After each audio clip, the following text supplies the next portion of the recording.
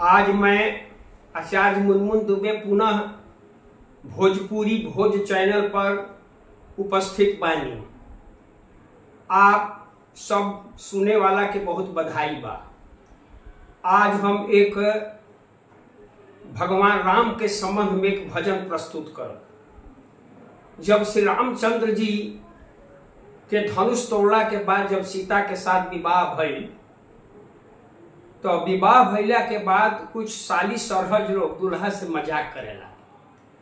वही क्रम में द्वार पर एगो डोमिन के लड़की 16 वर्षीय बेचारी भगवान के ओर देख के बड़ा गदगद हो गई और भगवान के अपना भाषा में भगवान के पुकारतिया। कैसे? ए भजन में उहे चीज बा। तोहरे पबारे सवरिया ये दुल्हा, तोहरे पबारी सवरिया, तोहरे पबारी सवरिया ये रघुबर, तोहरे पबारी सवरिया। सिर पर चीरा कमर पट पीरा, ओढ़नी गुलाबी चदरिया। सिर पर चीरा कमर पट पीरा, ओढ़नी गुलाबी चदरिया। छैला छबीला नोकीला रसीला, अरे पहिरी लजामा केसरिया ये रघुबर, तहरे पबारी सवरिया। ए दुल्हा तहरे पबारी सवरिया।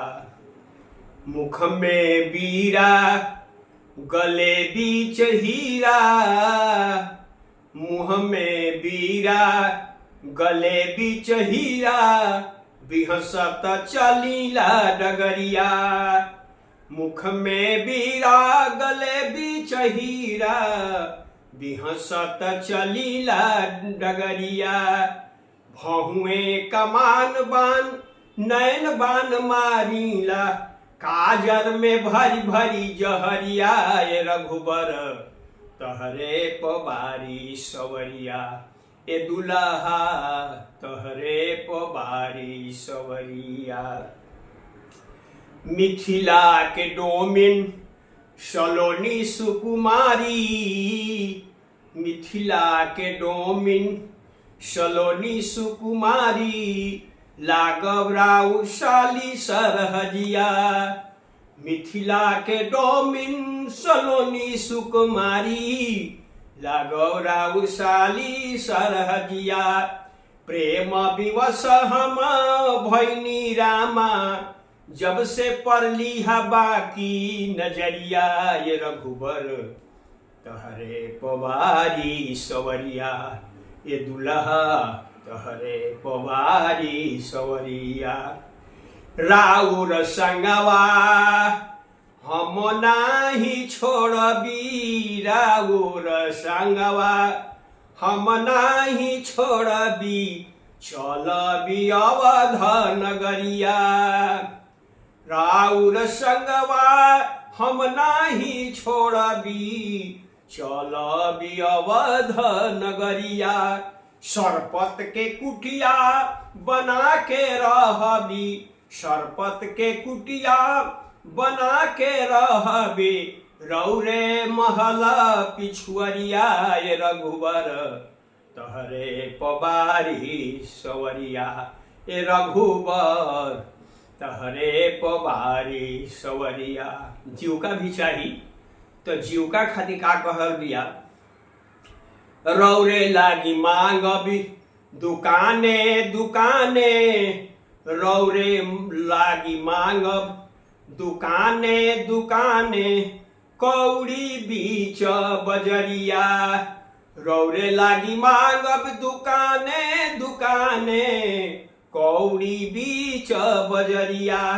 आ नेहनता कबहू नाही छोड़बी, नेहनता कबहू नाही छोड़ब, असही बिता देवी उमरिया ये रघुबर, तहरे पवारी सवरिया।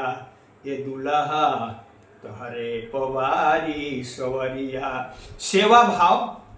सरजू के तीरे तीरे झाड़ू लगाई, सरजू के तीरे तीरे झाड़ू लगाई भी, सांझ फजीर दोपहरिया।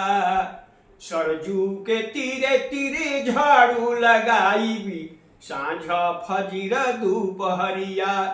जब रौरा आई भी नहाए के बेरिया, जब रौरा आई भी नहाए के बेरिया। प्राणनाथ धनुधरिया रघुबर तहरे पवारी सवरिया। ये दुल्हा तहरे पवारी सवरिया। ये भजन पूरा सबके यदि पसंद आई हुई तो शेयर करब जा, सब्सक्राइब करब जा और लाइक करब जा। बहुत बहुत धन्यवाद।